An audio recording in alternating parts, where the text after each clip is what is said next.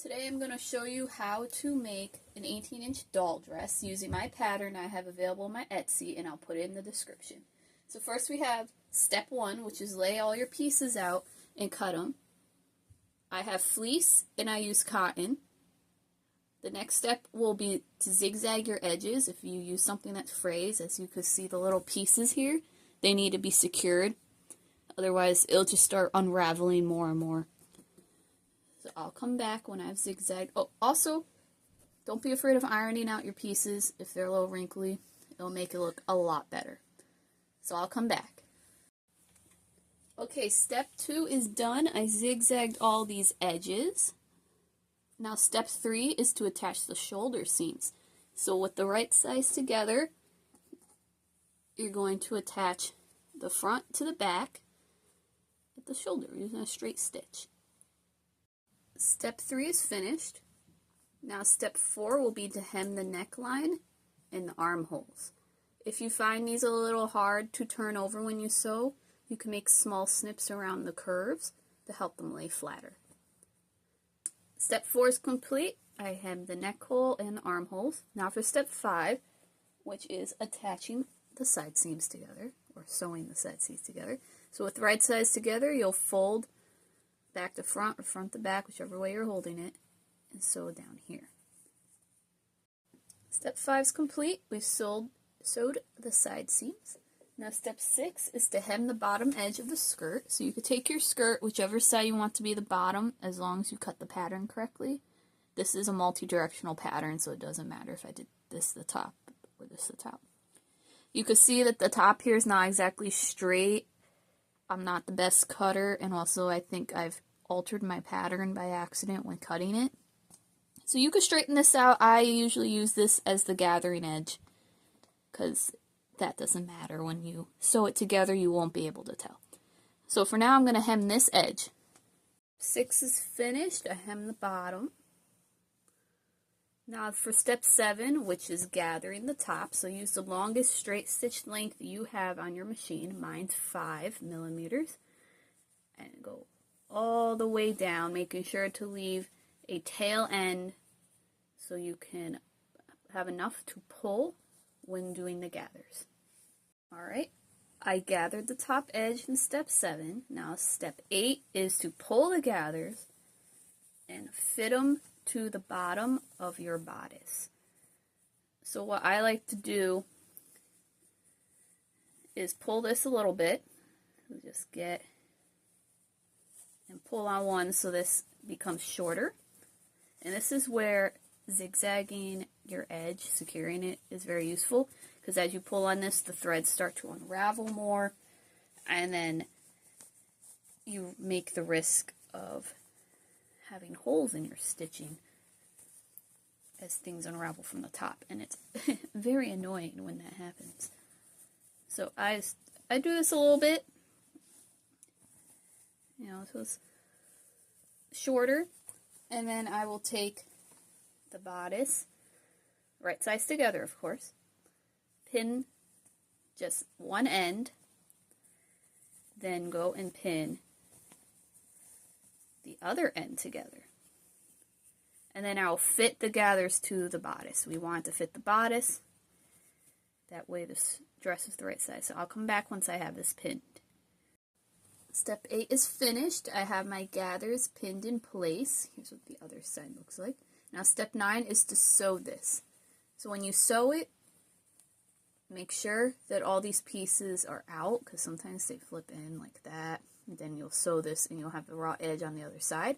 And once you finish sewing, flip this over to make sure that you don't have any gaps, you don't have any raw edges showing, you caught everything, and you didn't over sew any piece. And by over sew, I mean your needle didn't go like here, back up. You'll see it on the other side if that happens. Step 9 is finished. I flipped over the dress, and as you can see, I have no pieces sticking out. Sometimes it happens. If it does, find the area it's happening, take the stitching out in the back, and re-sew it. Now, this is a good time to take out the gathering stitch if it's showing on this side. Sometimes it does, sometimes it doesn't. It's okay. Now, step 10 is to pin the back seam together and sew it. Also, extra thing, before you do the back, if you want to top stitch this down so it lays flatter, go for it. Not every material is good for top stitching. Cotton's usually fine. If you do something with a little more flow, a little more body, it may look funny or be awkward to sew. So I think I'll do some top stitching, and then I will pin the back seam together. So right sides together. This is step 10 again. Make sure the same length. If these are not the same length and like the bottoms aren't matching up, just adjust the hem length here so they can match up, because ideally you want the top and the middle of the match. On the back of dresses, I sew up maybe 3 inches here, 3-4 inches, about here. So think of halfway up the skirt. That way it leaves enough room for the Velcro and the extra area to give. If you're putting tags on your garment, this is a great place to put tag. Okay, I'm going to top stitch, which is an additional step that's not in the pattern, and then I will sew up the back seam. Step 10 is done. I'm just here to show you what my top stitching looks like. Lays a lot flatter. Again, that's optional. You don't have to do that. It's also not in the pattern instructions. Now I did my back seam. I know in the pattern instructions says sew up to about 1 inch from the top of the skirt. This is adjustable, doesn't have to be exact, especially if your doll is a different size than what I made the pattern for, has a bigger butt or something. Here's what it looks like inside, where I put my tag. Now for the last few steps, which are 11 to 13, I believe.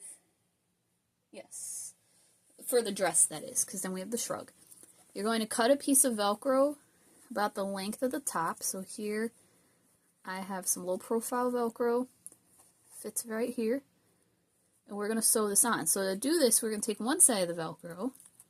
I like to follow a pattern when I do this, or formula. I put the hooks, on what would be the left piece, and then the soft part, the latches, I think they're the loops, on the right piece. So you're going to fold over this edge about the width of your Velcro, maybe a little more, as you want to give a little something for the Velcro to attach to. I'm not putting on that side though. So I fold over the edge. Since this is cotton, I can just kind of press this down and it'll keep a seam, keep a crease.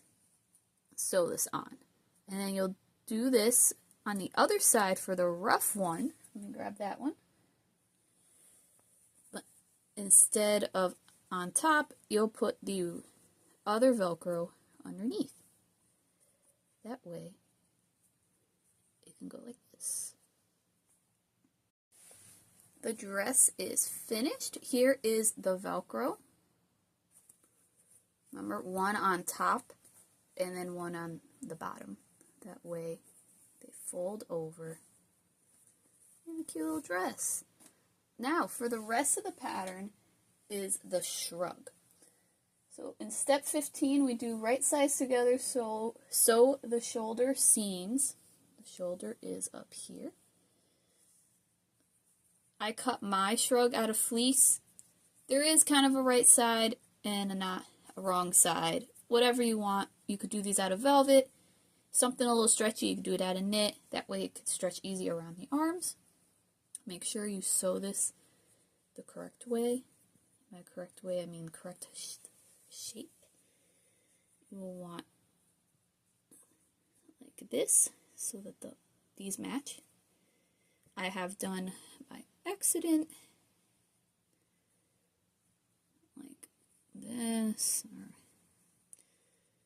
this. Well, this is the correct way. See, I almost put it the wrong way. See, that's wrong. They don't match up.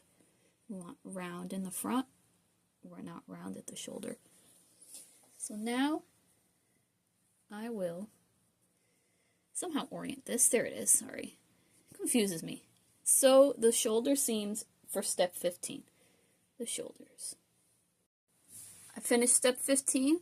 Shoulders sewn. Step 16 is to hem the sleeves. This is the hem of the sleeve. So I'll turn this over, fold it over, It's okay to use a bigger stitch length on the fleece. It can get a little more bulky to sew compared to the dress. Step 16 is finished. The sleeves are hemmed. Now on to step 17, which is sewing the side seams. So I flip these down. This is the side seam. I'm going to sew both of those. Step 17 is finished. Step 17 is finished. Side seams. Now for 18, which is sewing the neckline and the bottom hem all together. I'm just going to flip over all this raw edge. Sew it down. Be careful around the curve. You don't get much puckering. You can clip a little bit so it folds better. Hem that, and then your shrug will be done. The shrug is all finished. See? Look how cute that is. Really elevates a dress, especially for a holiday dress or a winter themed dress. But you could do this for anything. Any print you have, any kind of stretchy material. So there we have it. A doll dress that's about 18 inches tall with a shrug. Now the pattern for this is in my Etsy, and I'll put it in my description. I'll also put my Etsy store link on the screen. And this will fit dolls like American Girl, dolls like Our Generation, Madame Alexander 18-inch dolls, or My Life as, the ones from Walmart and Target, or other generic 18-inch dolls. I made this pattern to be a little bit bigger so it could accommodate more dolls. If you find that the dress is too big, you can always change your pattern to be a little smaller in the sides, smaller in the these shoulder pieces. Whatever you want to do. Go ahead and edit it to your heart's content. You could change the length. You can make it longer. You can add more length to the skirt this way so that there's more gathers and it's fuller. You know, all kinds of things you could do. Thanks for watching the tutorial, and I hope you have fun making dresses of your own.